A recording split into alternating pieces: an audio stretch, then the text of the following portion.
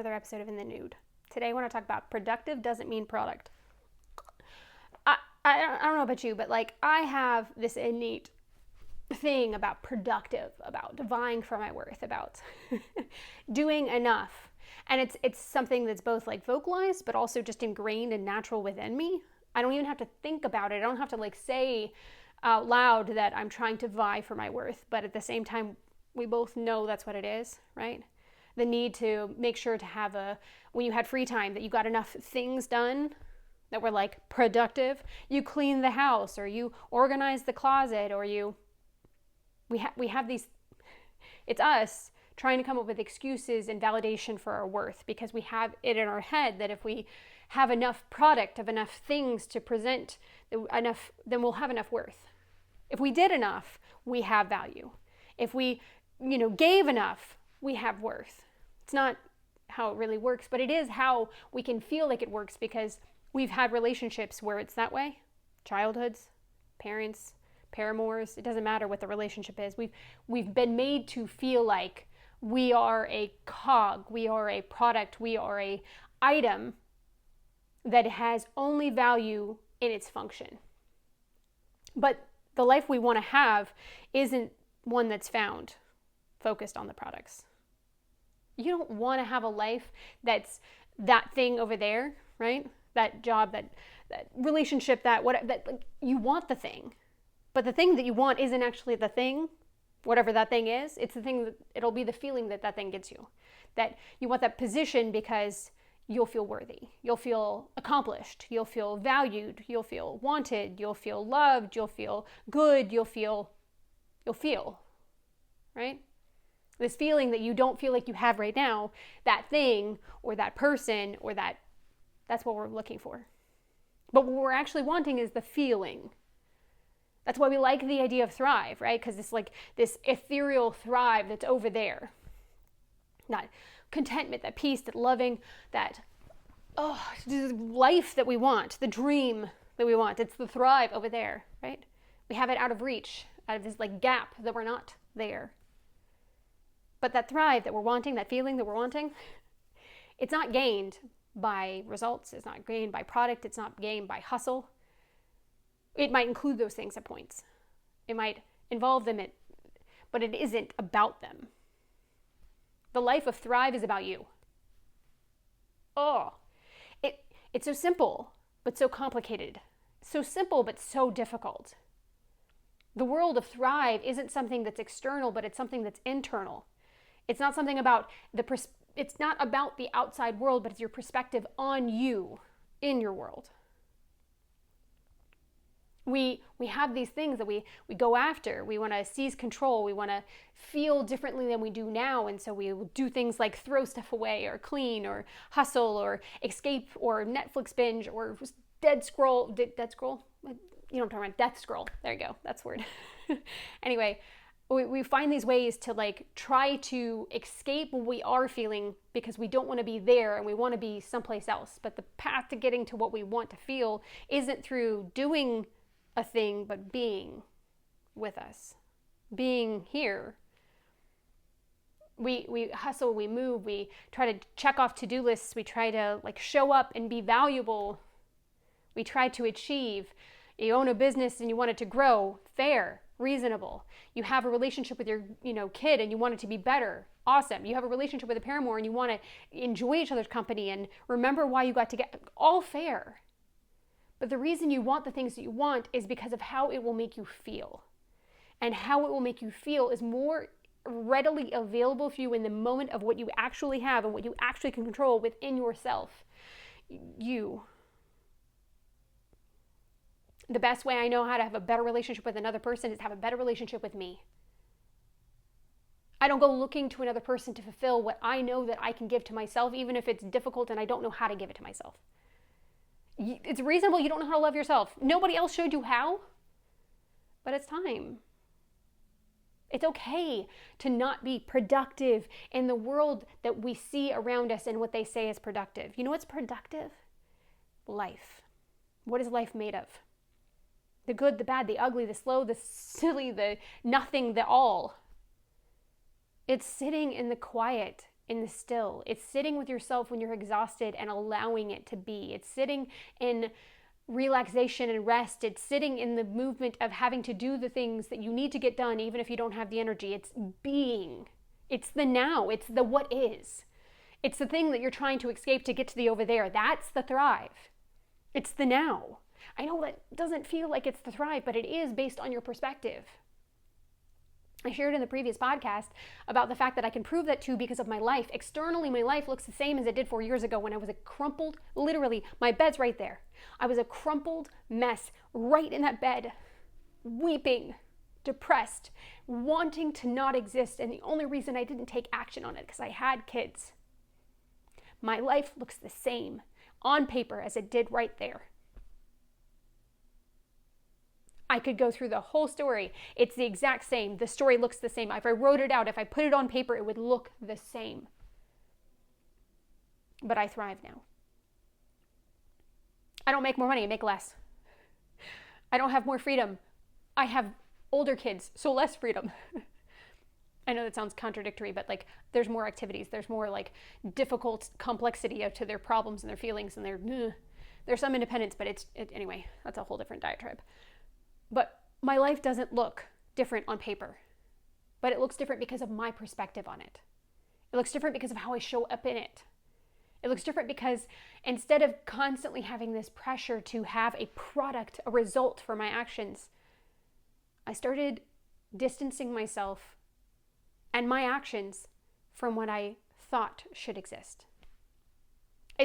You hear people talk about with content creation, right? You create content, and if you're creating content for the likes, if you're creating content for the comments, if you're creating content for the results, you're going to get burned out, and you're probably not actually going to reach people.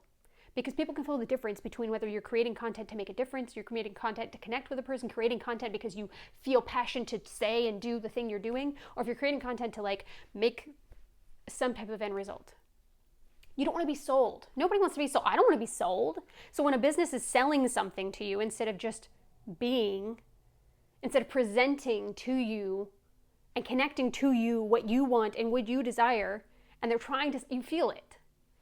The same thing is true with your life. If you're living your life for the end result, if you're living your life for this product, if you're living life for over there, you're constantly going to be behind. Because the goalpost is going to keep moving. Like the greyhounds with the bunny that they can never get. That's us. That's how society builds us. This constant like keeping up with the Joneses. This constant like you'll feel that way if you get there.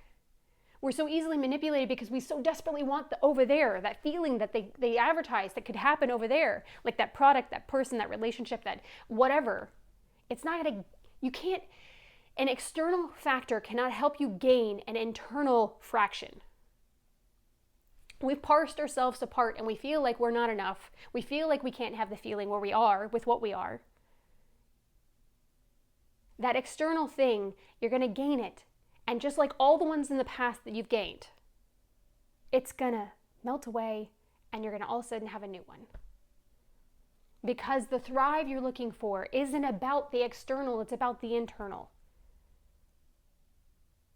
It's about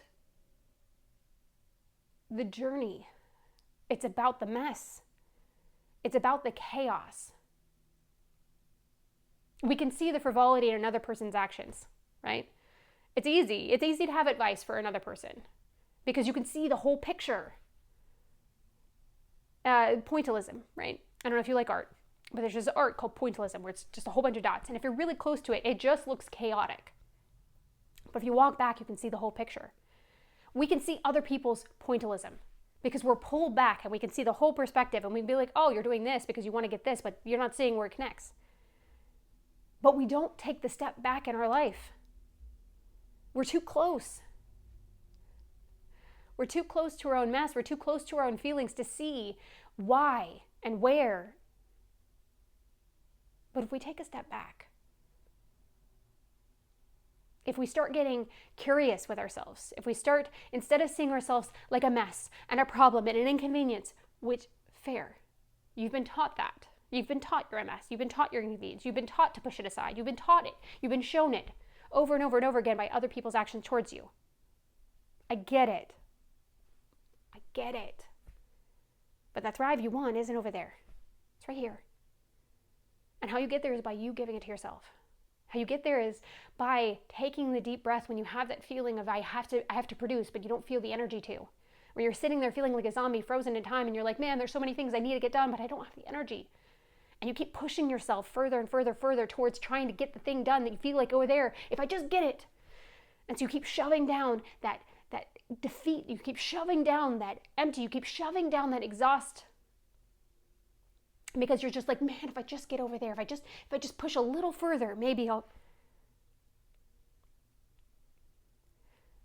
When you push aside your feelings and you push aside your defeat, you're pushing aside the rest your body needs. You're pushing aside what you actually want. Life isn't about the there, it's about the here. In every moment that you're here, you hear it and you see it when, if you have little kids and you ever go out in public and there's an old person, they'll say one of three things, basically.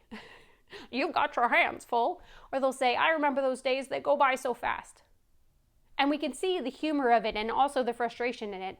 They're pointing to you and seeing your present, and they remember what it was like in that present where they were like, oh my gosh, so exhausted and so overwhelmed. But then they also see their reality where they have no more children. The children have left out of the house. Maybe they don't even have a relationship, or they do have a relationship, but it's over distance to time. And they're looking back at you and they're saying, man, I miss that.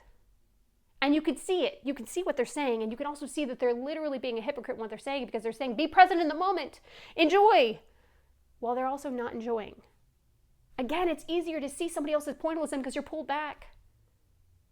But we do it. We're doing the same thing. We're doing the same thing that old person is with our life. We're hustling, we have 1,000 activities, we have all of these things we're driving towards that are over there. We keep going towards the productive thing over there, but the productive thing is right here. You're productive. You're productive. I feel the need to shout and shake you. Your rest is productive. Your joy is productive. Your play is productive. You are productive. Your feelings are productive. Everything about your essence and where you are right this second is productive, even if it feels like it's not, even if it feels like it's exhausting, even if it feels like it's a waste, even if you feel like a zombie, even if you feel like you're frozen. It's all productive because you are. And the are right now, whether it's a good thing or a thing you don't want, being in it is productive. And it doesn't have to be pretty. We don't need a pretty life. How do we know what pretty is? It's by comparing it to the feelings of ugly we've had. Stop trying to make some type of perfection. Do you know what we find actually pretty? Is imperfection. It is in the conquering. It is in the difference. It is in the weird. It is in the awkward. When you see someone's face that's actually symmetrical, it's weird looking. Because what's beautiful is the expression, is the different. It's okay for things to not be pretty. It's okay for things to be a mess. You don't need to have it all together. Guess what? No one does. Every person you look to and you see their life and you're like, man, they don't have their ish together. The best case scenario is they know how to care for themselves in the moment they're in. That's their best case scenario. They know how to be with themselves. That's their ish together. That's the closest you got. They have things they're struggling with. They have behaviors they don't like. They have things that they want, but they're trying to figure out how to want it, but also be contented. Nobody has their ish together. You're looking to other people and you're seeing where you lack because you're comparing something that isn't true to something that is true. A cultivated feed from your reality. Those are two very different things. Nobody has it together, and if you stop looking to somebody else and trying to compare yourself and trying to gain what that life over there is that doesn't actually exist because it's a difference, and you start just having your life, being your life, living your life, giving grace and compassion for yourself in your life, you're worth it. It's productive. I'm not saying you don't have bills to pay. I'm not saying you don't have things you have to get done, but I'm saying when you don't have to check the box, stop holding on to the box.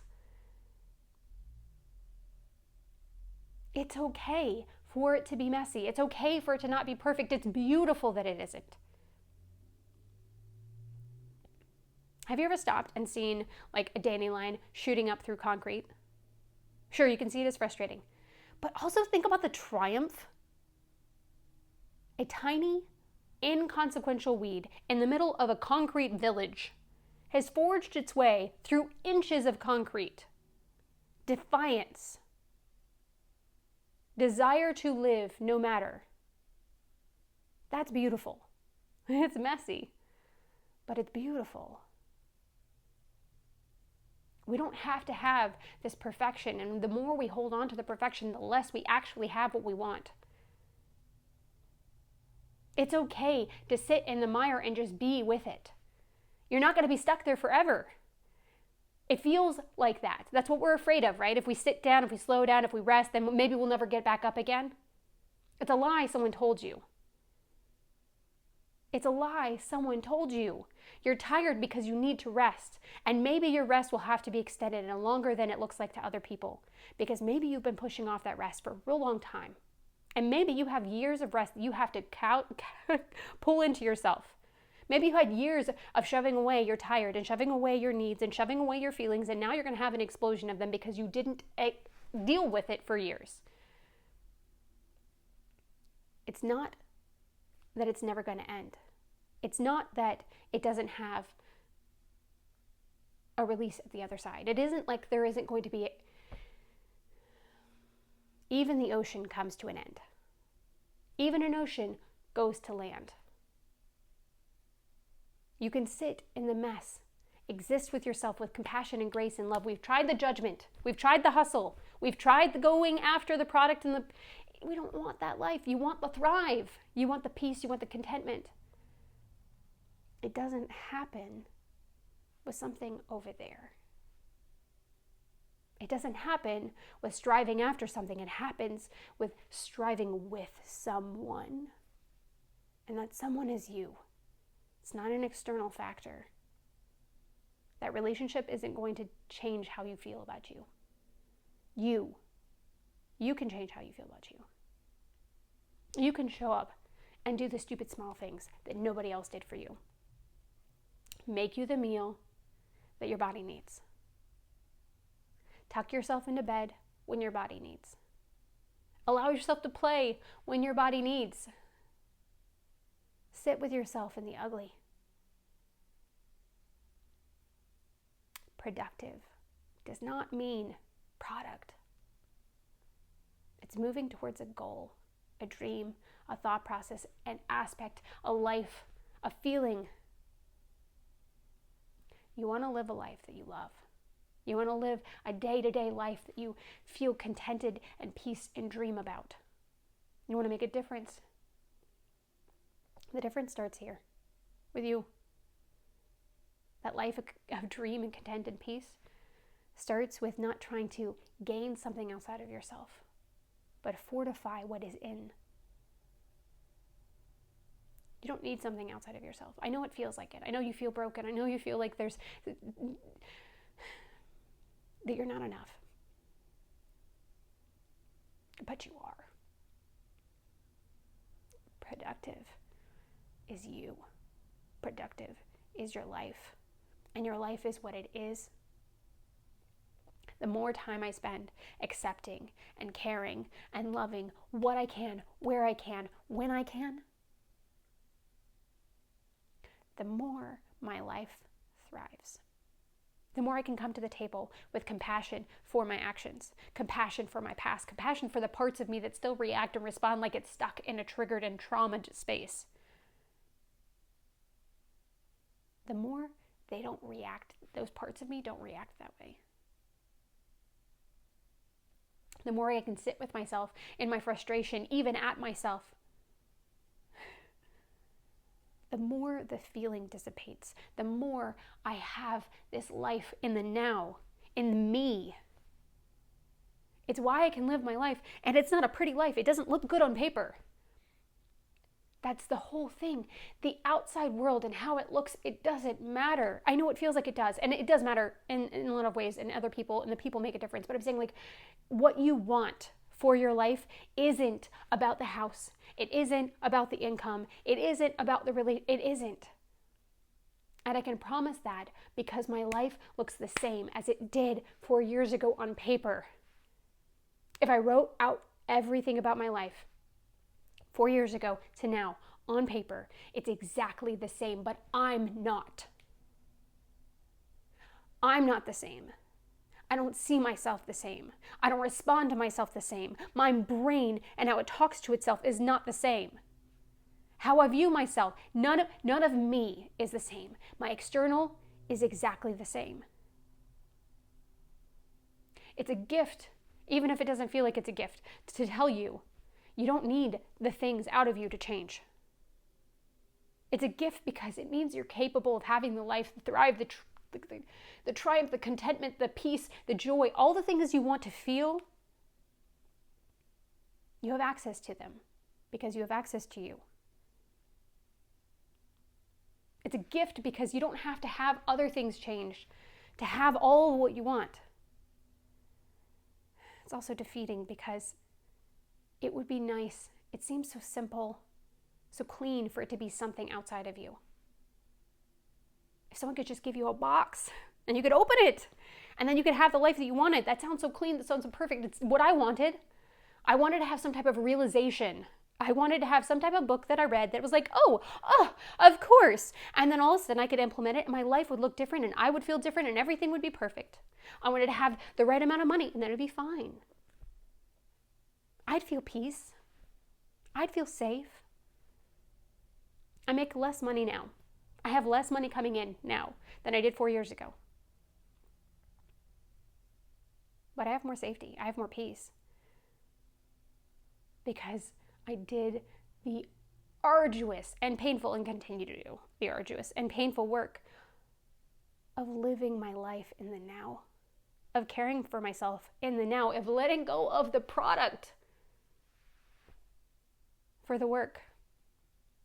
And that's hard. It's a hard concept to apply. It's simple in words, but it's hard to do.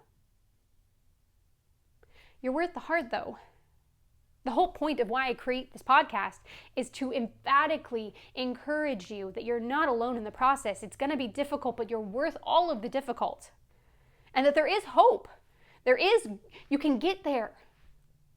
You can get to this place where even if everything outside of you is still stressful and everything in the world's going to hell in a handbasket or whatever, that you can still be good in it. That you can still have that thrive and peace and contentment you're looking for in it. That you can find the reason to smile and dance even with everything. And why is it important for that? Is you can't help another person in the midst of their mire, in the midst of their chaos, in the midst of the world burning, if you can't take care of you.